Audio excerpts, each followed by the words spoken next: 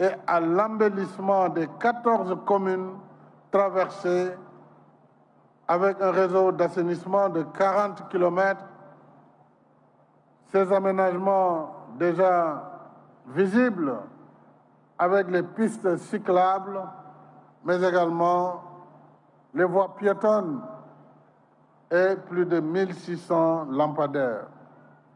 À terme, il est prévu tout simplement une restructuration globale du réseau de transport en commun avec un nouveau programme prioritaire de 32 lignes et un parc de 1000 bus dont le financement est déjà acquis. À ce niveau, je salue la Team Europe qui est notre partenaire dans ce programme et tous les autres partenaires qui nous accompagnent dans ces bus de rabattement.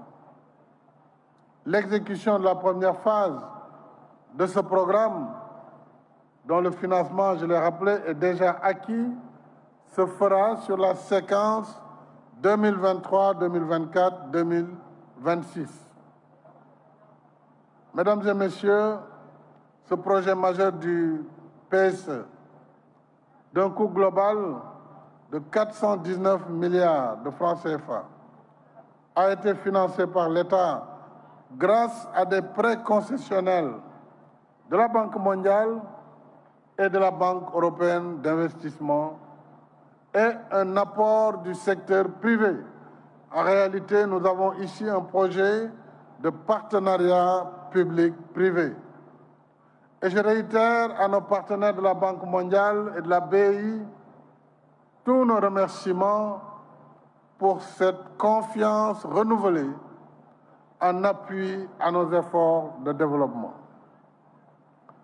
Je salue votre engagement par ailleurs pour le JETP, qui est le Just Energy for Transition Partnership, qui nous permettra vraiment d'éviter d'emprunter les voies de la pollution et de projeter le Sénégal à 40% d'énergie renouvelable à l'horizon 2030, dans 6 ans. C'est un pari important, mais c'est un pari que nous gagnerons avec nos partenaires du JETP.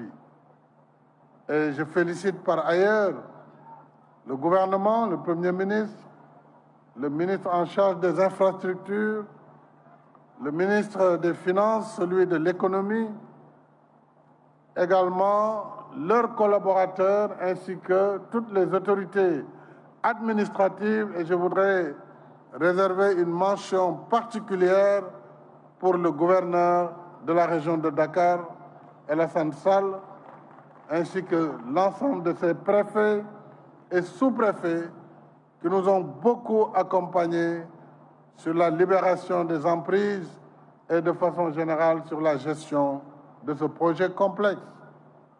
Je ne saurais oublier les directeurs généraux du CETUD et de l'AGEROUTE, M. Aou, M. Ndao, sans oublier Ibrahim Ndiaye, bien sûr, qui a été là pendant le début du projet et qui l'a beaucoup accompagné. Je félicite l'ensemble des collaborateurs et toutes les équipes pour les efforts considérables qu'ils ont consacrés à ce projet. Félicitations également aux entreprises partenaires qui ont contribué à l'exécution des travaux, notamment CRBC de Chine, Sira du Mali, Ingerop, AGTS, APAV, mais également Dakar Mobility, Sistra et ICA, qui tous ont joué leur partition pour la réussite de ce projet.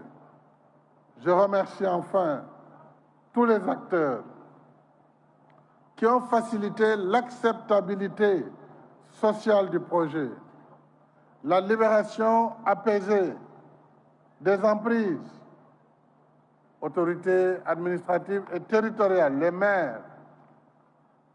maires, que ce soit des 2 villes de Dakar et de Guédiawaye, mais également les maires des différentes communes traversées, les riverains et de façon générale les populations qui sont au premier chef impliquées dans la gestion de ce projet, et surtout les comités d'initiative, les associations de transporteurs et les associations citoyennes. C'est un jour de grâce, un jour de remerciement. Ce genre de projet, mes chers compatriotes, est complexe